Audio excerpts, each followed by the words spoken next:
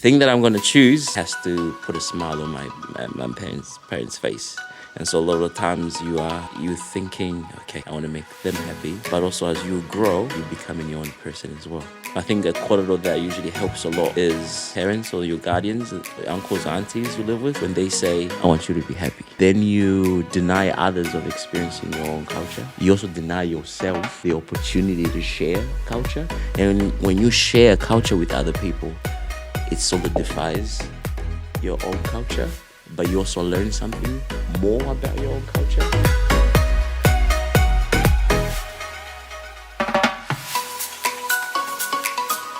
Kia ora e hoa koutou, haere mai ki te kōrero, ko Oscar Toku Ingoa. I'm here with Voices of Aroha, and we've got Ange and Alex, and we're interviewing Andrew here today. Kia ora koutou. Kia ora team. Andrew, would you like to introduce yourself? Oh, yes. Kia ora fam. My name is Andrew. From Whakapapa to Zambia. 2 different tribes in Zambia.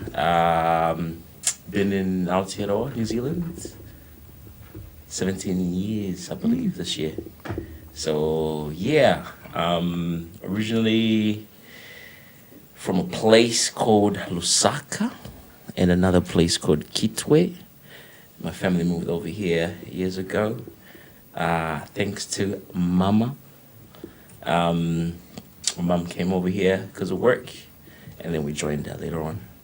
So and that's how our journey began here. Once we got here, got to Wellington. So I've been in Wellington for years, and I love Wellington. I think it's unique, different.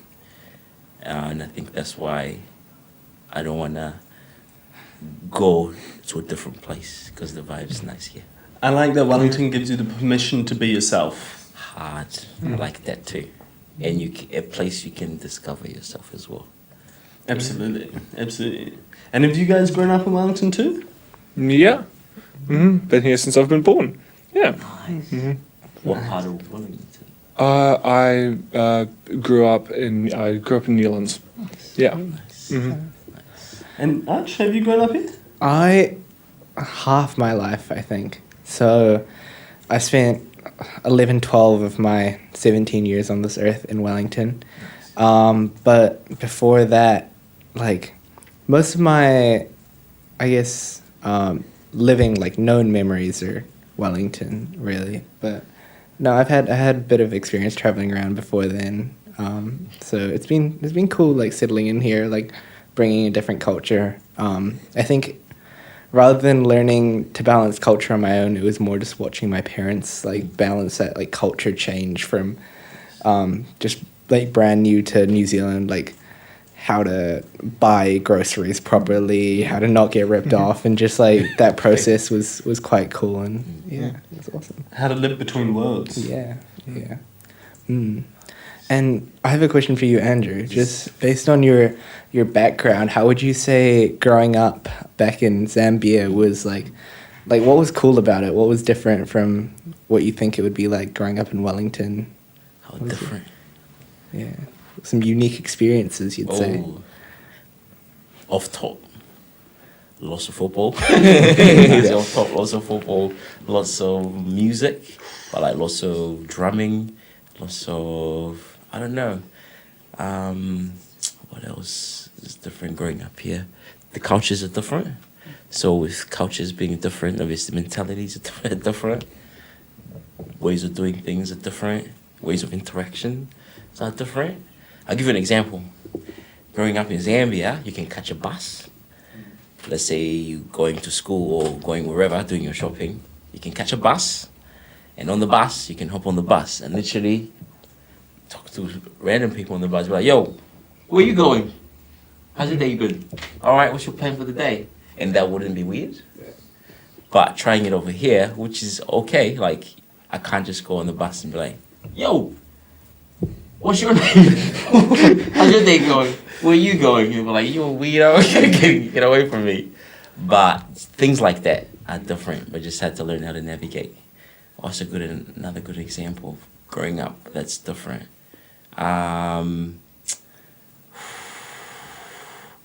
Oh, you can leave the home. Let's say you're playing at home. You can leave your house in the morning, let's say it's a weekend, and go out and play. Your parents will not know where you are, but they will know at some time he's going to come back. But regardless of where he is or where she is, I know the other people parenting as well.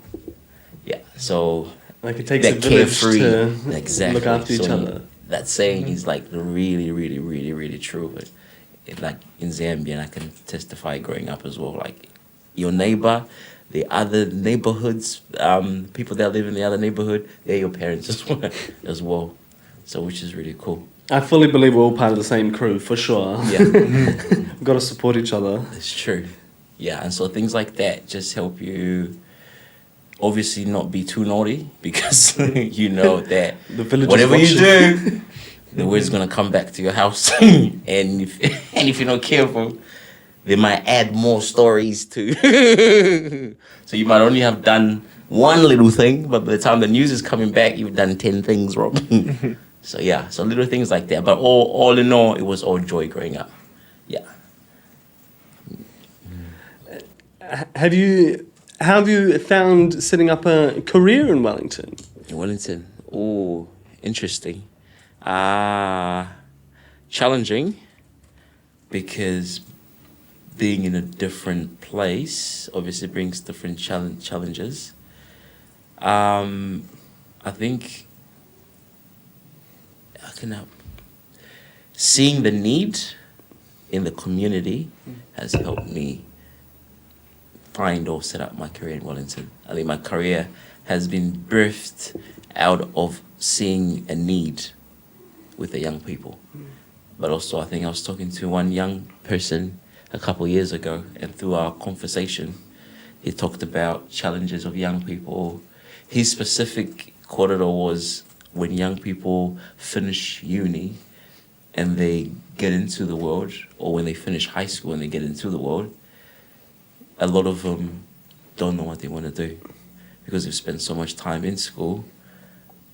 They actually don't know what they want to do once they leave. Because a lot of times we choose careers and stuff based on, and a lot of migrant kids would testify to this, a lot of times our parents or guardians play a huge part in helping us try to discover what your career path is, which is love. But a lot of the times it takes away a little bit from you trying to discover what your purpose is. And so sometimes it works when those around you and your family, your parents and stuff, sort of guide you, like, yo, have you thought of this? Have you thought of this? Because you need ideas. Have you thought of this? Have you thought of this? When that's the thing you want to do as well, the stars align. But sometimes if it's not the thing you want to do, you're still in their home, you got to figure out, like, okay, what is it that I want to do? At the back of your mind, it's, okay, the thing that I'm going to choose has to put a smile on my parents' face. And so a lot of times you thinking, okay, I want to make them happy. But also as you grow, you're becoming your own person as well. So it's always like a tricky thing to navigate. I think a corridor that usually helps a lot is when your parents or your guardians, or uncles or aunties you live with, when they say, at the end of the day, I want you to be happy. Whatever you decide, make sure that it's something you're happy about, but make sure that you're also building something for yourself as well. And when I say self, not in a selfish way, self in a community way. Because when you love yourself truly, you respect yourself truly, and you want the best for yourself truly, naturally, you want the same for other people as well. Yeah, so I think being in Wellington has been a blessing because sometimes you have to leave the familiar in order to discover what your purpose is. When you're in a familiar place, for example, being in Zambia, lovely, but by God's grace, He's saying, all right, we're going to a different New place. context, because new lessons. There's something I want you to learn. Yeah. I So fully think- agree. And like, it's so important to enjoy the work that you do because we spend so much of our life working, and it regenerates the energy within you if you actually enjoy what you're doing. That's right. And what's that saying? Where the world's needs meets your skill set, there belies your vocation. Hard. Yeah. I love that. I Intersection. love that. Yeah, The yeah. intersection set. And what does the world need, and what skills and tools do you have to offer to that? I think that's right. beautiful. That's right. Beautiful image. That's right. So now it's been a blessing. I think Wellington, it holds a special place. I think for also for that specific reason as well. Yeah. Like it's a place where I connected with the purpose and connected with my what I want to do. Yeah. Your mahi is quite deeply entwined with identity and belonging and community and whakapapa. Would you want to expand on how you facilitate your work? Oh yes. So I do. My mahi is youth development, and specifically, it's a program called Global Village. And so we're in our second year, and this year we'll be hitting some high schools. So last year we were mainly in intermediate schools, so we're based out in Ibis. And this year we're going into ones and girls, ACE, and hopefully high and some other schools as well. So the core part of this program is about building culture. So when we talk about building culture, the most important thing about culture is acknowledging each other's identity. And in acknowledging each other's identity, there's two things. There is respect. Sometimes, even if it's something you don't know, you can be like, that's someone's culture, I can respect that. And also love as well.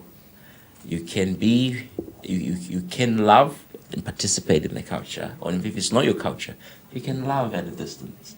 That's still love as well. You're part of the Wi-Fi. And you can love and be a guest. Yes. I mean, you can have Turkish coffee,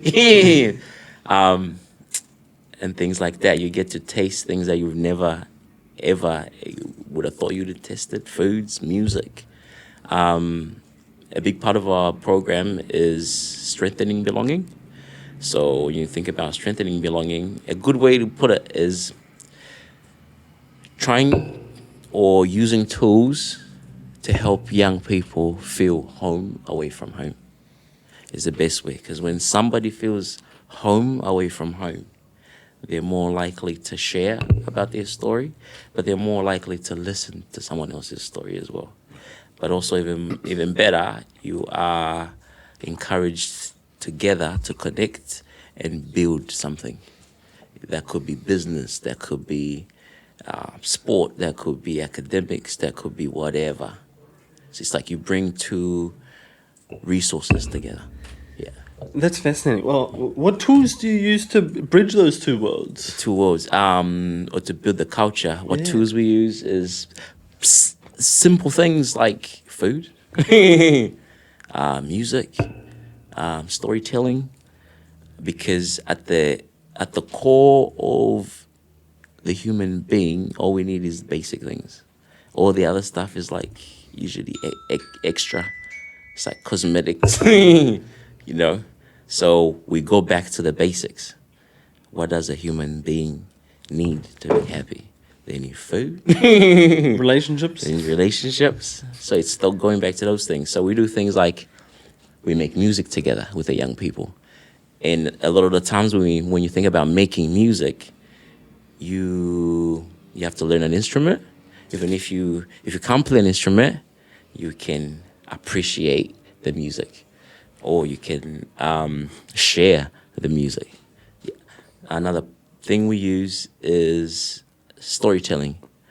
So we do workshops where we teach young people tools of storytelling.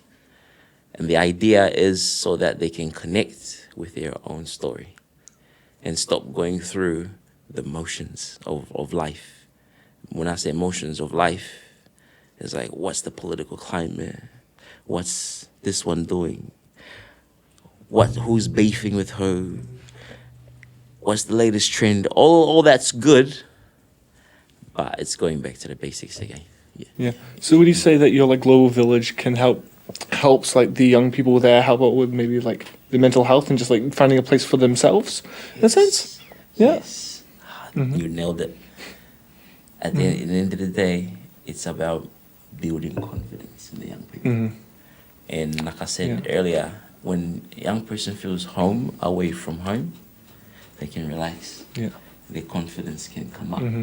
And that way they're more likely or more willing, and they're not afraid to try new things. Yeah. Yeah, because they're in a new space, in a new place, in a new culture. You cannot run away from trying new things. And so you're right, brother.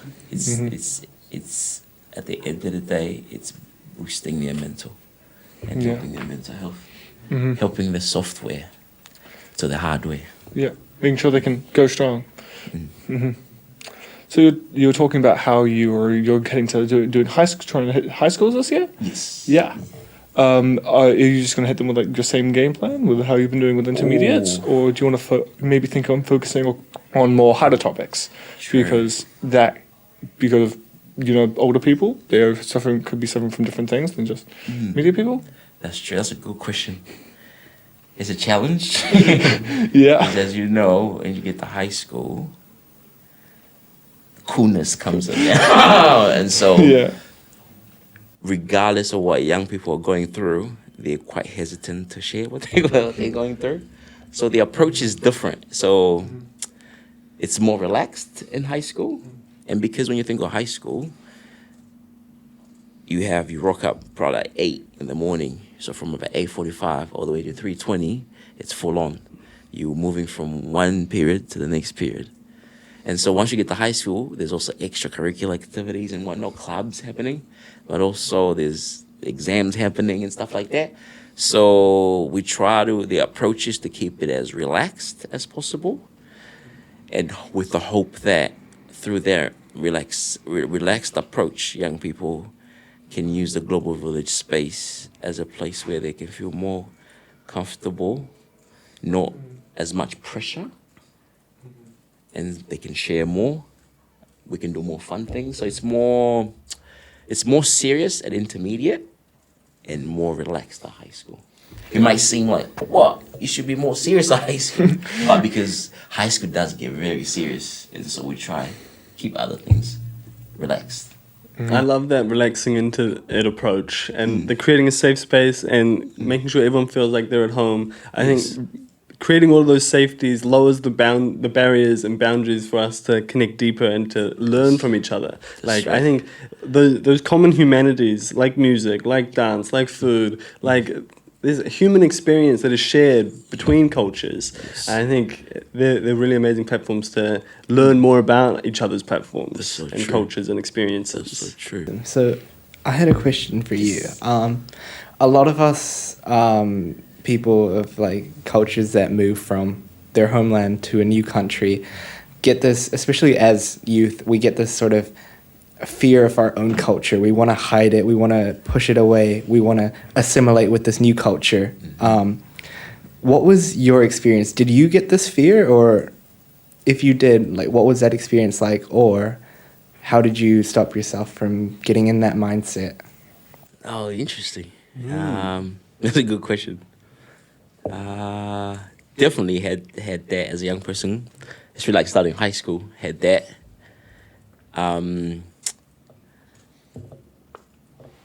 I remember just about before starting high school. I think the U.S. elections were happening, and I think Obama was like just about to get voted in. Back to the good old days. Right. I was like, oh shit. So once I get to school, I gotta represent. But I'm like thinking of it now. I'm like, wait a minute. I'm not from the U.S. It's cool. He got in power and stuff like that, but I'm from Zambia. So I feel more comfortable relating to what had happened in the U.S. in terms of culture-wise. Yeah. And I'm like, I'm gonna wear that. More confident that Obama's in power. I'm like, wait a minute. It took me years later to think about it. I'm like, wait a minute. I was supposed to go to school, probably with my Zambian hat, But I remember, I think it was because of a fear of showcasing my own culture, showcasing where I come from, and what we wear, what we eat, all the kind of stuff. So there was a fear, and I wish that fear wasn't there, because then you deny others of experiencing your own culture. You also deny yourself the opportunity to share culture. And when you share culture with other people, it solidifies your own culture, but you also learn something more about your own culture. I remember times when my confidence slowly started to build up and being happy about my own culture.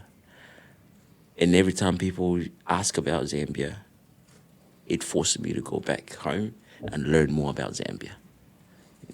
So I wish I had that confidence back then.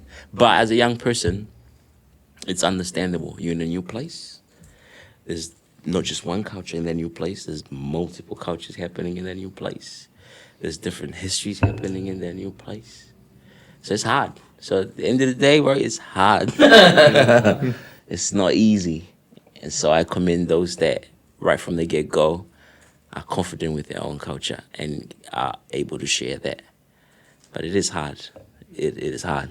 And hence why we're having corridors like this, is to encourage other young people to be like, yo, start early. Start early. But young people can only start early if we create spaces where they can start, or where we can encourage them to start early. I fully agree. I think like identity and belonging is kind of a lifelong journey in some ways, as a relationship to yourself and then to the wider community and the world around you. Yes. I think time plays a really interesting part in that kind of consolidation of identity, and I think in terms of navigating diasporic or migrant identities, like I think timing plays a lot in that, in terms of like when you're young and you're at school, there's so many things, like there's so many pieces to pick up on so many different levels. And it's, at least in my experience, it was only after school that some of those pieces fell into place, and I was like more in a position to ask some of those more identity-based questions, like kind of really diving into the Indian whakapapa and like exploring more about that. So I think time helps not only gather more pieces, but also helps to consolidate them and inspire other pieces for you to reach out and seek in your own life.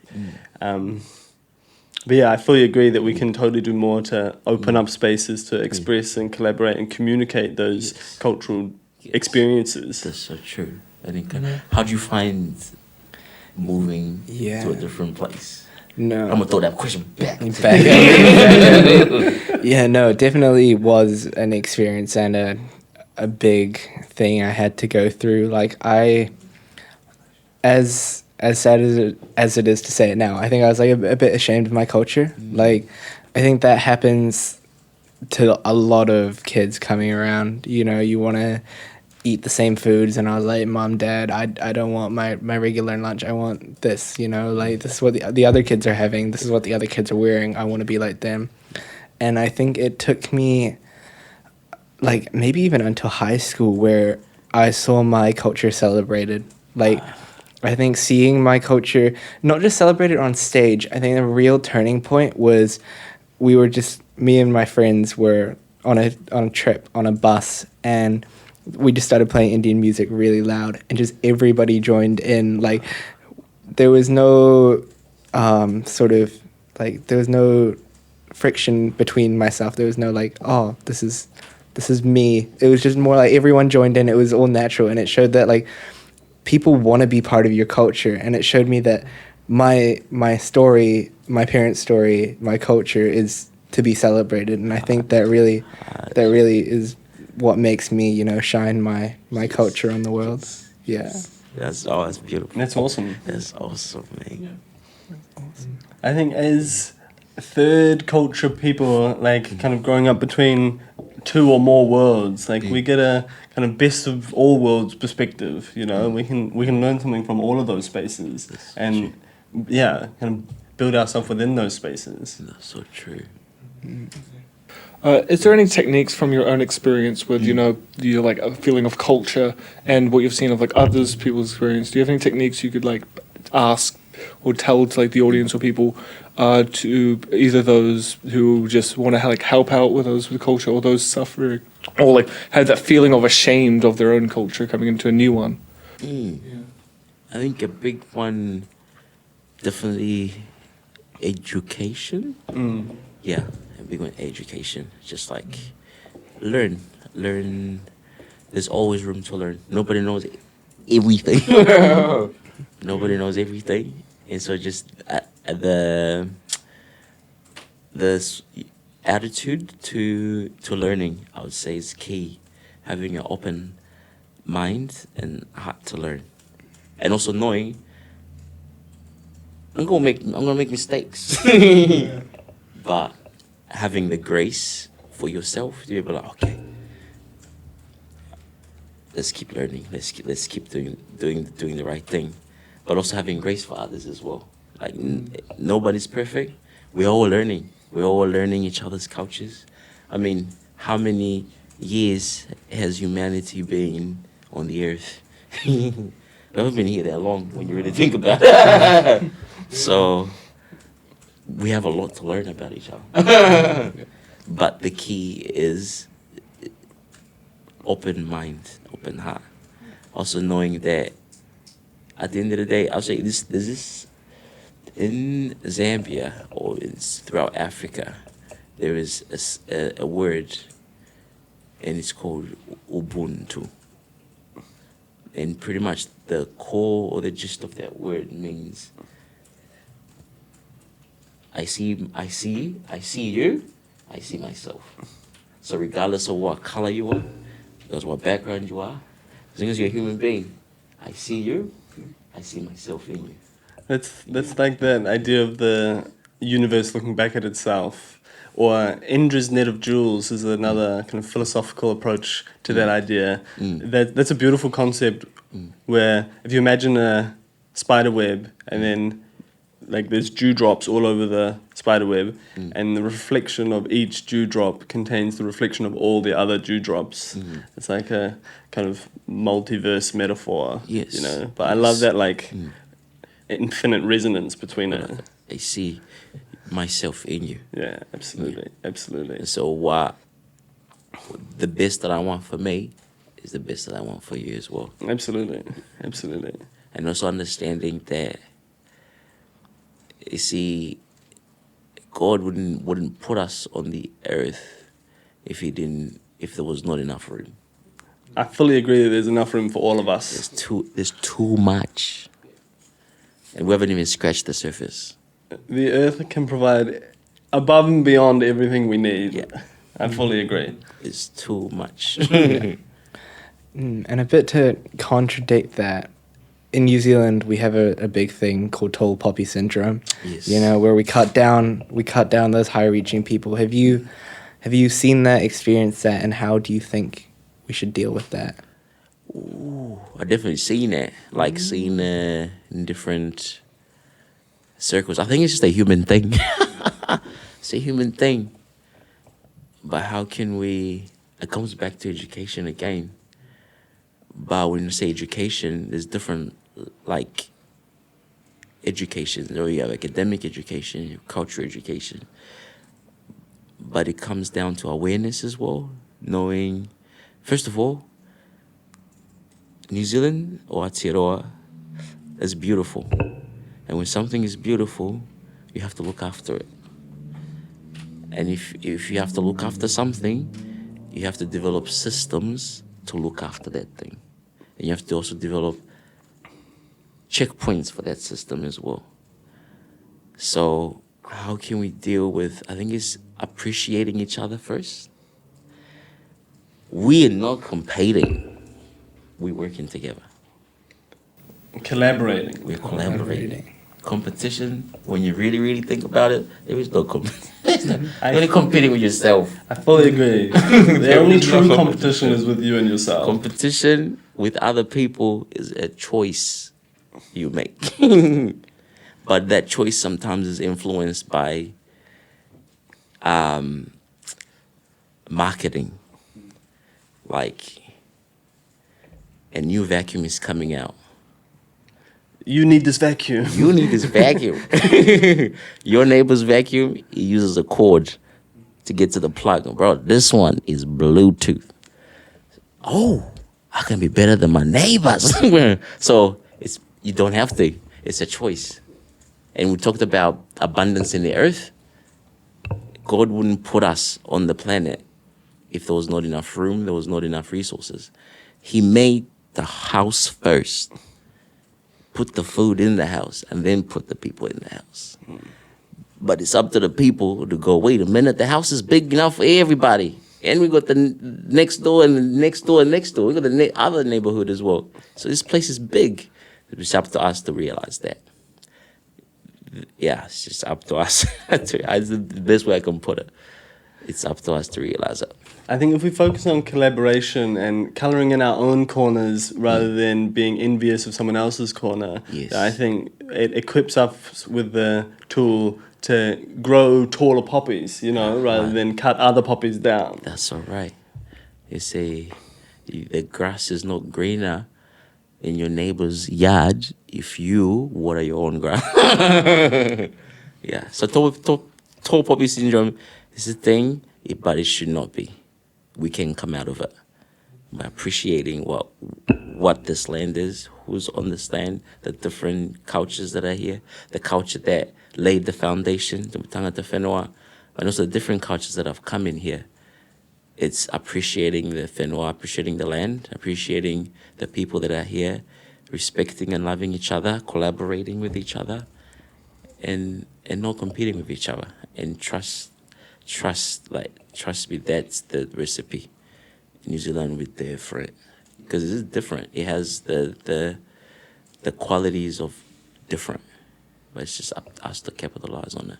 And the fact that it's far away from the rest of the world, it's an opportunity for Aotearoa New Zealand to be the light bearer or to be the good example to everybody else. Like, you can have different cultures live in one place. And it's beautiful. It's beautiful. I fully agree with you that New Zealand can be a leader and also can learn the lessons from the international community and That's build right. on them here. Build here. I fully That's agree. Right. Yeah, so there's people say this place is where most businesses come and test ideas because of the size of the population and country. Why can't this place also be the place where mental health is the place that we show, mental health can be done properly. Yeah. Yeah, it can be the place. I think we can work towards being leaders in social cohesion here. Yeah. I think your mahi is working a lot to build that here in Aotearoa and build that global village and build that belonging, connect people to who they are and their environments and to each other. I think Yes. that's super important. Yes. We could chat about these topics for all evening. I'm super keen to. Definitely keen to have you back on the podcast for sure. We're quickly wrapping up this episode now. Though, is there any other last comments?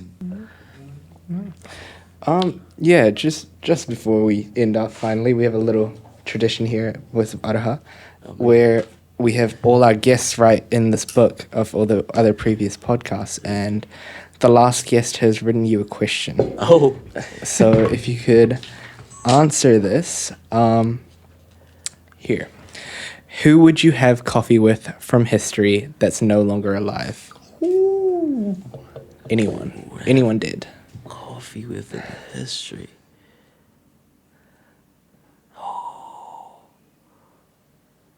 Oh, that's a good question. That is a good question. Oh.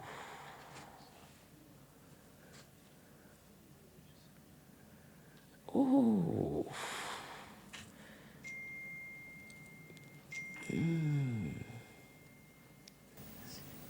In history. In history. Anyone did. Literally anyone did. If top 3 helps to... Vomali's out there. Nice. I just want to hear the thought process and inspiration in writing the songs. Yeah, so I say Bob Marley's out there.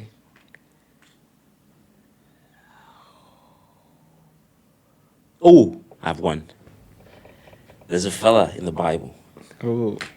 and he was given a jacket with many colors. Joseph. I would like to have a coffee with Joseph. He'd have some And interesting kōrero. many dreams. That would be an awesome conversation. That's awesome. I think that's everything we've got time for today. But thank you so much for your time. And yeah, we'd love to have you back on the podcast. Nah, thank you. Thank you guys for having me. It was a pleasure. Pleasure kōrero with you. Kia ora.